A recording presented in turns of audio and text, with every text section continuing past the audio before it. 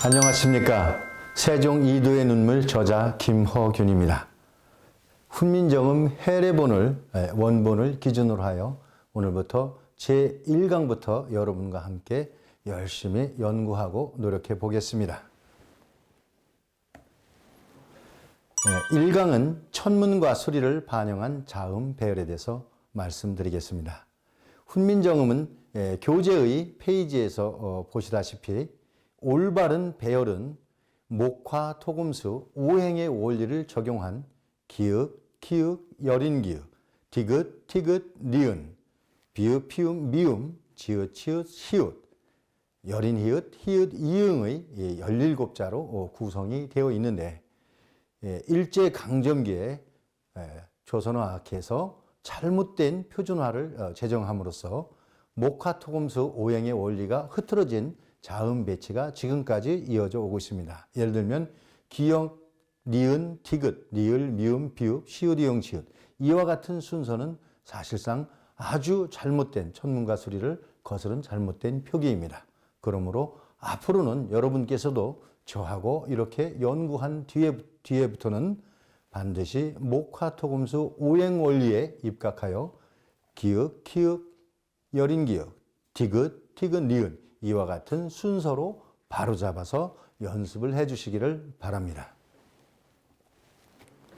천문과 수리를 반영한 모음 배열에 있어서도 잘못되어진 배열이 지금까지 쓰여지고 있습니다. 올바른 배열의 훈민정음은 목화, 토금수의 오행 원리에 의해서 아, 여, 화자리에 우유, 토자리에 천지, 금자리에 어야, 숫자리에 오유 이렇게 11자로 중성자가 구성이 되어 있음에도 불구하고 세종께서는 일일이 한자 한자 제자 원리부터 그 제자가 어떤 원리에 의해서 이루어지는 것까지도 해례본에 정확히 설명을 해 놓으셨습니다. 그러나 일제강점기에 조선어학께서는 엉터리 배열을 하여 한글이라는 명명을 하였습니다. 예를 들면 아야, 어여, 오요, 우유, 의 이와 같은 배열은 음양 오행을 완전히 거스르는 잘못된 배열입니다.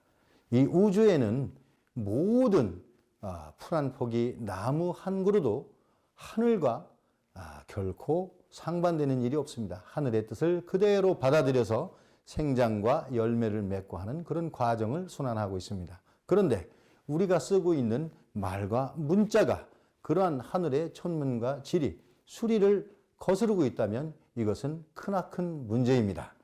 예를 들면 여러분들 그 최대 종교계에서의 경전이라고 할 수 있는 불경과 그다음에 성경 그리고 기타 신흥 종교에서의 이 경전들이 지금 엉터리 배열된 한글 순에 의해서 전부 구성이 되어 있다는 겁니다. 그렇다면 그와 같은 잘못된 천문과 지리를 거슬른 그러한 말과 문자로서 아무리 절대자에게 기도를 한다 한들 그것이 과연 받아들여지겠습니까?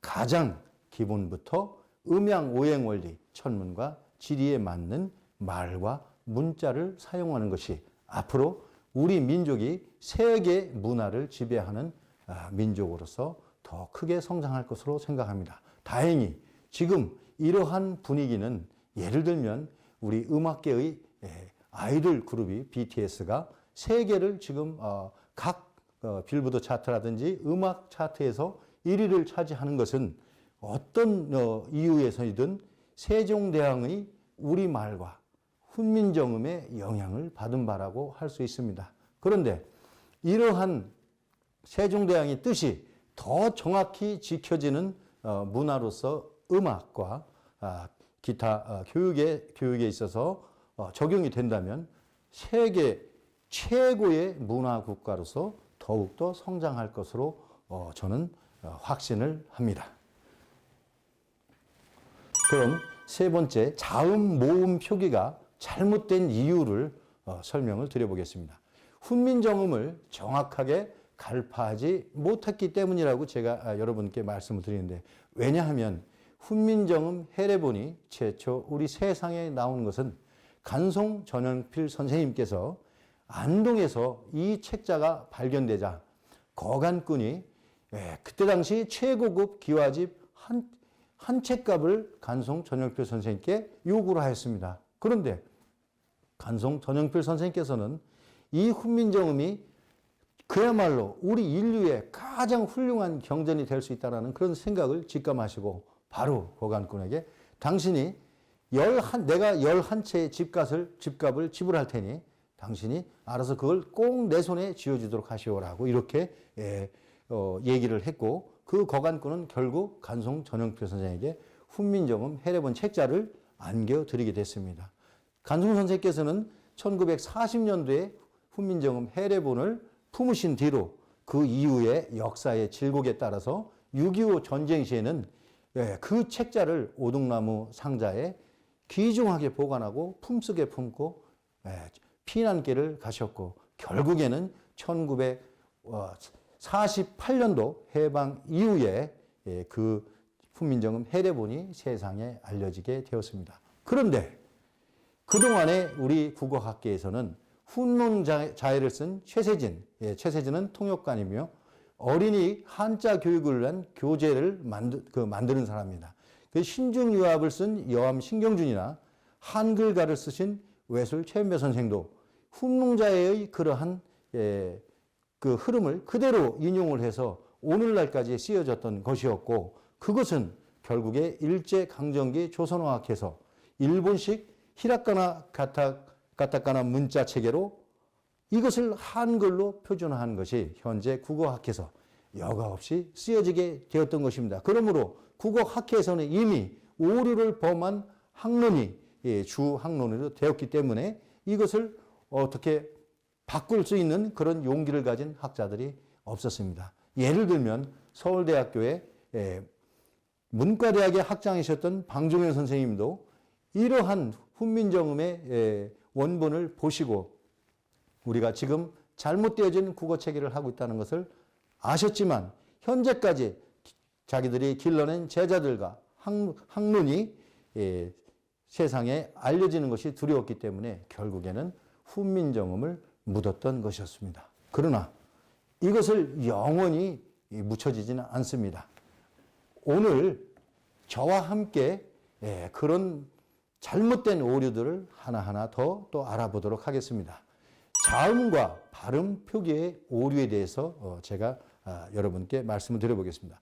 올바른 표기는 분명히 훈민정음에는 원본에는 세종께서 초성을 종성에 활용하는 훈민정음 원리를 설명해 놓으셨음에도 불구하고 자음 표기법에서 기읍을 기역이라 오류를 만들었고 디읒을 디귿이라고 오류를 만들었으며 시읒을 시옷이라고 하는 잘못된 표기를 썼습니다. 바른 표기는 기읍, 디귿, 시읒 이와 같이 훈민정음의 원리에 의해서 쓰여지는 것이 맞습니다.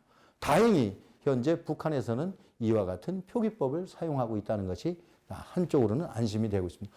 엉터리 표기법에 의해서 한자의 바꿀 역자를 음차하여 기역이라 하고 한자의 근말자를 음차하여 디귿이라고 했고 한자의 시의 즉 옷의자를 따서 시옷이라고 하는 이런 잘못을 최세진, 신경준, 최은배 선생이 표기를 하게 되었던 것입니다. 그것이 지금 70년이 지난 현 시점에서도 그대로 오류가 쓰여진다는 것이 참 통탄하지 않을 수가 없습니다.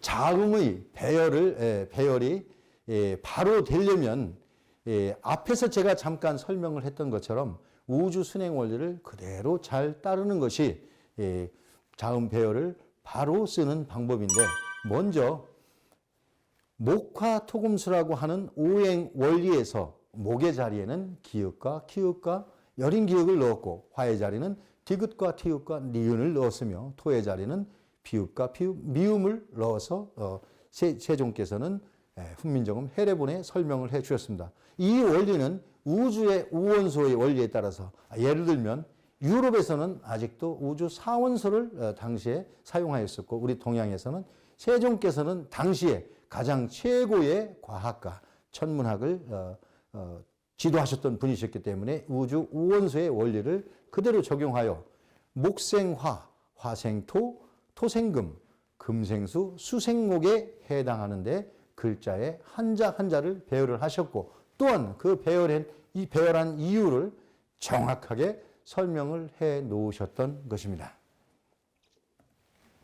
자, 그러면 자음 배열을 바로 알기 위해서 제가 가장 손쉽게 여러분들이 머릿속에 암기하는 방법을 소개하도록 하겠습니다. 오행은 이 지구, 인체에 미치는 영향과 행성의 크기, 이러한 원리들이 정확히 신체의 구조와 동일합니다. 예를 들어서 손을 들어보면 가장 큰 목성, 그 다음에 다음 번째로 큰 토성, 그 다음 번째로는 금성, 그 다음에 화성, 수성. 우리 손에는 우리 인체의 모든 장기와 연관되는 그런 경렬이 흐르고 있습니다. 이거와 똑같은 형태로 글자에도 이거를 다 배치를 시켜 놓으셨고, 지난 그 천문학 강의에서 우리 김정민 박사님이 이 내용을 한번 강의를 하셨는데, 제가 그날 정말 김정민 박사님이 그 강의를 하는 것을 듣고, 내가 그 제창한 학문이 우리 김정민 박사님이 소개를 하시는구나. 너무 기뻤습니다. 그래서 제가 오늘 이 부분을 다시 한번 또 상세하게 이렇게 설명을 하게 된 것입니다. 행성의 크기가 곧 손가락의 목화토금수와 원리가 동일합니다. 크기 순위는 앞전에 말씀드린 것처럼 목성이 가장 큽니다. 목성은 지구의 반지름을 1로 정할 때 11배 정도 크기에 해당이 되고, 그 다음에 토성인데 토성은 9배, 그 다음에 지구보다 약간 작은 것이 이제 금성, 그리고 더 작은 것이 화성, 가장 작은 것이 수성입니다. 여러분 보십시오. 정확하지 않습니까? 이렇게 여러분께서 머릿속에 익혀두시면, 이걸 한 번만 익혀두시면 평생 동안 우주 우행 원리에 대해서는 다시 기억을 안 하더라도 쉽게 알 수가 있습니다. 예를 들면 여기의 크기는 태양의 반지름이 70만 킬로미터이고 지구의 반지름이 6,400만 킬로미터입니다. 근데 요 가운데 끼워 있는 지구를 돌고 있는 행성인 달은 태양과 크기가 300배 차이가 나면서 또한 거리도 똑같이 300배 차이가 납니다. 그래서 우리가 봤을 때는, 육안으로 봤을 때는 달과 태양의 크기가 동일한 크기로 보여졌던 것이고, 그걸 우리 조상들은 음과 양이라는 그런 원리를 적용을 하셨던 것입니다. 여러분, 손가락으로 하는 이 방법을 한 번 더 제가 강조해 드리겠습니다. 가장 큰 목성, 가장 두 번째 큰 토성, 그리고 금성, 화성, 수성. 이것을 순서대로 읽으면 오행원리의 목, 화, 토, 금, 수이고, 크기대로 읽으면 목성, 토성, 금성, 화성, 수성입니다. 이거 꼭 기억해 두시면 앞으로 제가 여러분께 설명드리는 모든 제자 원리가 여기에 연원하였음을 잘 아실 겁니다.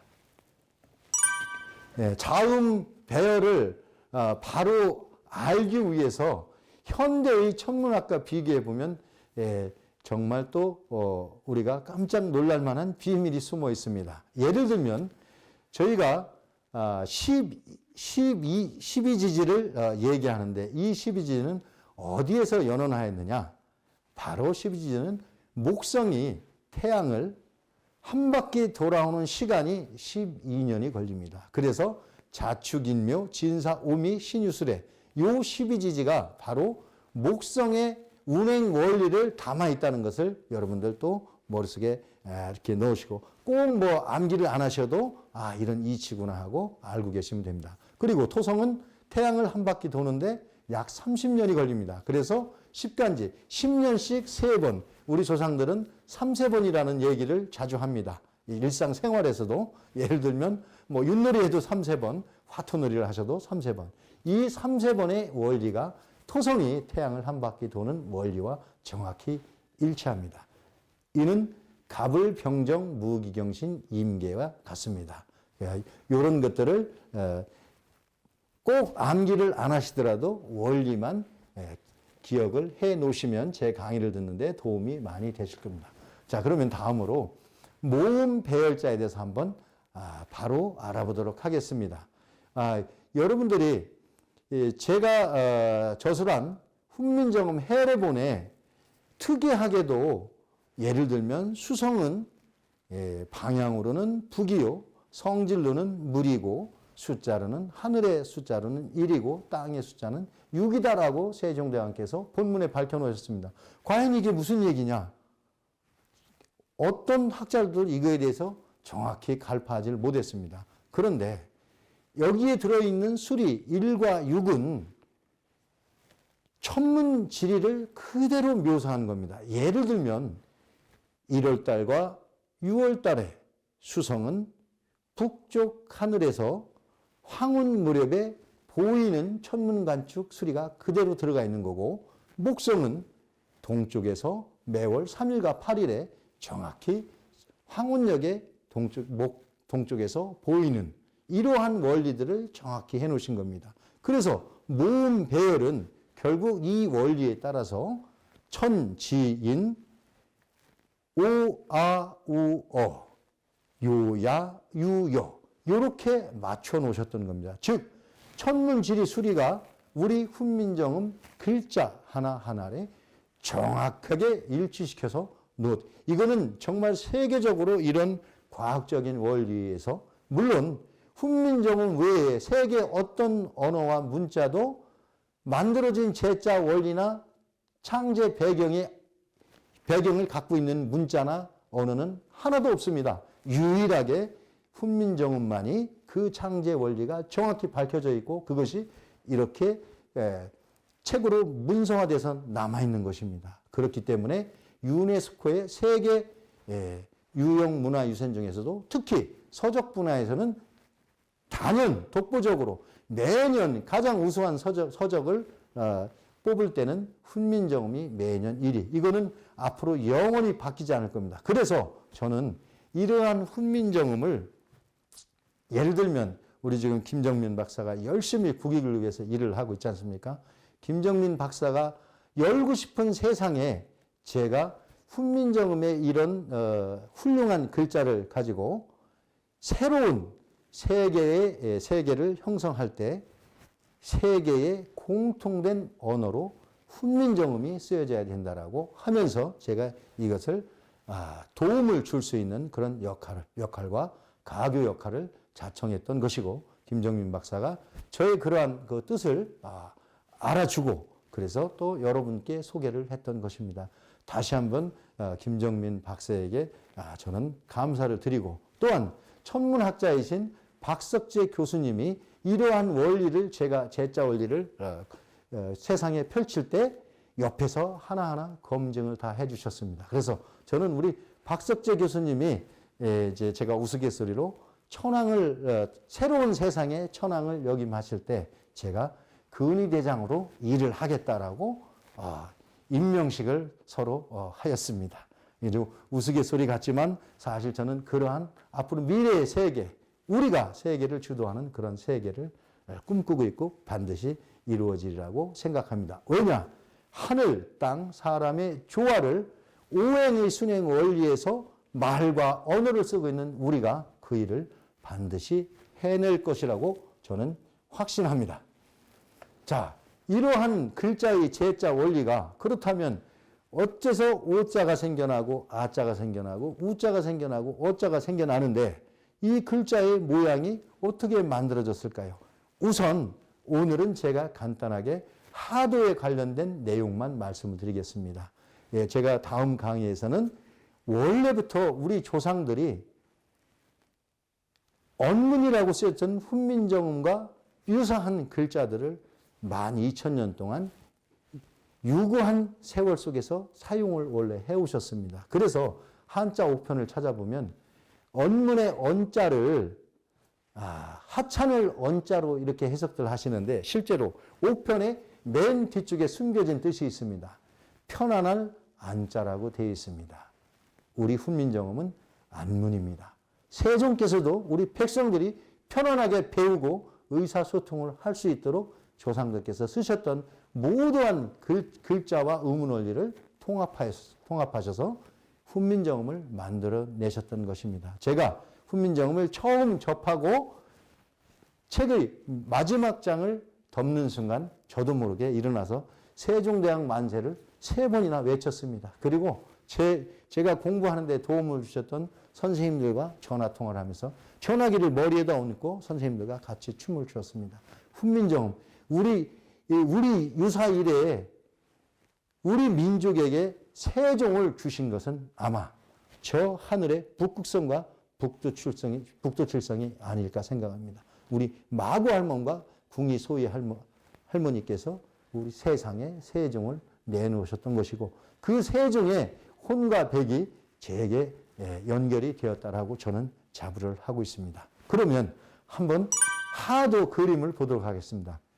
여러분 화면에 보시는 것처럼 하도 그림은 이와 같이 되어 있습니다. 요거는 태우복희, 즉 우리 배달국의 5대 천왕의 12번째 아드님인 태우복희가 8개 음과 양을 하는 음양오행 8개의 원리를 주창하셨다고 하는데 그 내용을 이 문헌을 통해서 보면 강가에 말은 몸은 말이요 머리는 용의 머리를 한 용마가 등에 이러한 그림을 지고 나왔다라고 되어 있습니다. 그렇다면 태우복희께서 이 용마의 등에 지어진 하두를 보시기 이전에 우리 조상들께서는 이미 이러한 음양오행 우주천문에 대해서 완전하게 통달했다라고 저는 생각을 합니다. 그 이유를 제가 정확히 의문 원리에 대해서 하나만 제가 말씀드리겠습니다. 여러분, 우리가 동이족이라고 하죠. 왜 동이족이라고 하는지 여러분들 아십니까? 동이는 한자로 표기했을 때 동이이고 저 티벳의 아주 만년 전에 오래된 불교 경전에 동이는 뚱이라고 표현이 되어 있습니다. 뚱이. 뚱이는 그 뚱이의 내용을 영국의 옥스퍼드 대학에서 100년 동안 열심히 그 박사님들이 집필해서 만든 산스크리트 잉글리시 딕셔너리에 내 안에 동이라는 내용이 범어 발음으로 뚱이이고 그 뚱이는 바로 천문학자 혹은 제사장이라는 뜻입니다. 즉 우리 동이족은 이미 태우복희께서 8개를 만드시기 이전에 하도라는 이러한 우주의 원리를 만드셨고 그 원리는 바로 천문학을 제대로 통달하신 조상들이 있으셨기 때문에 이것이 가능하였고 이러한 학문이 중국에 전해져서 공자에게도 전해지고 나중에는 송나라의 주자에서 주역이라고 오늘날에 이어진 학문으로 이어왔던 것입니다.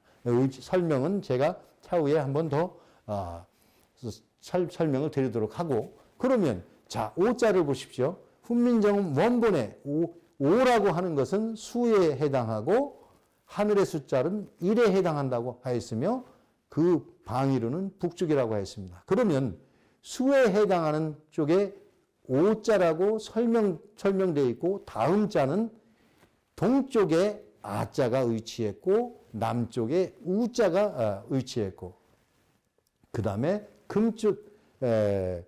서쪽에 어자가 위치했다라고 이렇게 설명을 해 놓으셨습니다. 이거를 내용을 이런 하도 원리를 모르시는 분들은 이거를 해결을 할 수가 없었던 것이죠. 자, 정확히 보십시오. 수자리에 오가 붙어 있고 목자리에 아가 붙어 있고 화자리에 우가 붙어 있고 금자리에 어가 붙어 있습니다. 그런데 이 하두의 그림에다가 오른편에다가 위쪽과 오른편에 점을 하나 찍어서 글자를 돌려보면 오, 아, 우, 어 이렇게 됩니다. 그 다음으로 점을 바깥쪽 그 그림에다가 점을 2개를 붙여보면 요, 야, 유, 요 정확히 훈민정음 해례에서 세종께서 밝힌 순서에서 정확히 맞습니다. 이것은 음양오행 목화토금수의 원리가 그대로 적용됐던 겁니다. 그래서 이것을 목화토금수의 원리를 상생, 좌행, 순행이라 합니다. 이러한 용어들은 여러분 힘드니까 머릿속에 꼭 기억하려고 애쓰시지 않으셔도 됩니다. 다음에 차차 반복해서 하시다 보면 목화토금수, 목화토금수, 오아우어, 우아우어, 천지인 오아우어, 요야유어, 이것이 여러분들 쉽게 입에 배어나올 것입니다. 왜냐?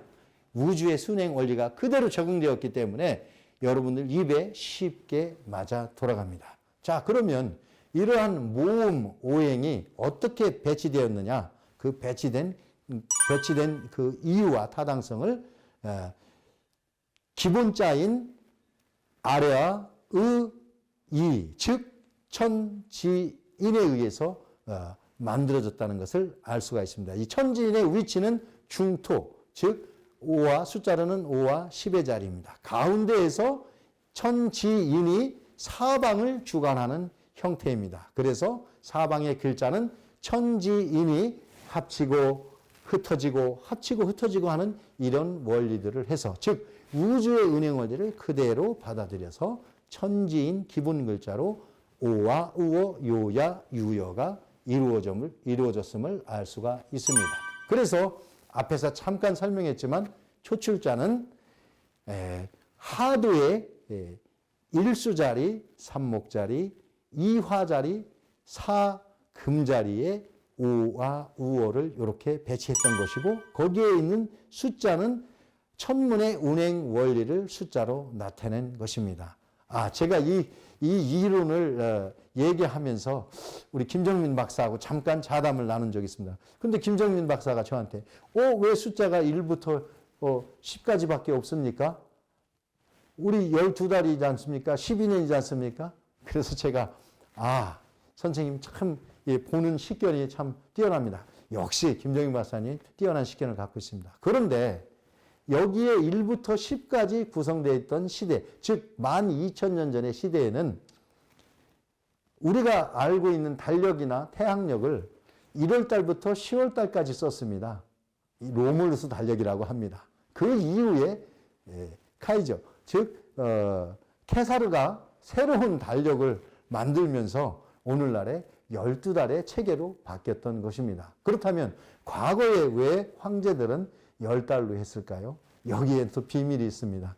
10달로 원력을 만들어 놓고 2달은 황제가 마음대로 운용을 하였습니다. 예를 들면 내가 어떤 사람에게 1년 동안 어떤 그 토지를 사용을 하게 하고 세금을 받는 경우가 있지 않습니까? 이때 황제가 농사가 여러 가지 이유로 해서 잘 안 됐을 때는 12달로 늘려서 2달이라도 백성들의 노고를 덜어줬고, 즉 이자를 12달 만에 받았고, 농사가 잘 된 해에는 10달 만에 세금을 걷어들이는 이러한 그 정책을 했던 것이 달력에도 그대로 반영됐던 것입니다. 즉 하늘을 관장하는 황제나 군주, 제왕은 백성들의 생활을 그대로 관장을 하기 때문에 이와 같이 달력도 10달로 줄였다, 12달로 늘렸다 하는 그러한 무소불위의 그런 힘을 발휘했던 것이라고 봅니다. 이 얘기도 제가 차후 강의하면서 또 재미난 얘기들과 섞어서 여러분께 알려드리도록 하겠습니다. 네, 지금까지 제가 좀 급히 서둘러 온 듯한 그런 느낌도 있지만 모음 오행 배치도에 대해서 여러분께 제자 원리에 대한 얘기를 말씀을 드렸는데, 그럼 다음 시간에는 발성기관과 자음, 모음, 배치에 대해서 알아보도록 하겠습니다. 발성기관은 즉 아설, 순치, 후에 의한 그 제자 원리와 거기 자리에 위치하는 이러한 글자들을 알아보는 시간입니다. 그러면 오늘 마치기 전에 간단하게 가장 중요했던 내용 하나만 그러면 짚고 넘어가도록 하겠습니다. 여러분들, 우리의 문자와 언어는 세종께서 밝혀놓으신 것처럼 하늘의 뜻과 땅의 뜻과 그리고 여러분의 사람에 의한 그 조화가 혼연일체가 된 최고의 과학적인 언어와 문자라는 것을 꼭 기억하십시오. 여러분, 목화토금수는 이 손에도 있고 목화토금수는 이 몸에도 있습니다. 여러분 그 원리에 의해서 만들어진 훈민정음이라는 걸 꼭 한 번 더 기억하시고 다음 시간에는 발성기관에 의한 자음모음 배치에 대해서 제가 또 열심히 또 여러분과 함께 연구하도록 해보겠습니다. 오늘은 여기까지 하겠습니다. 감사합니다.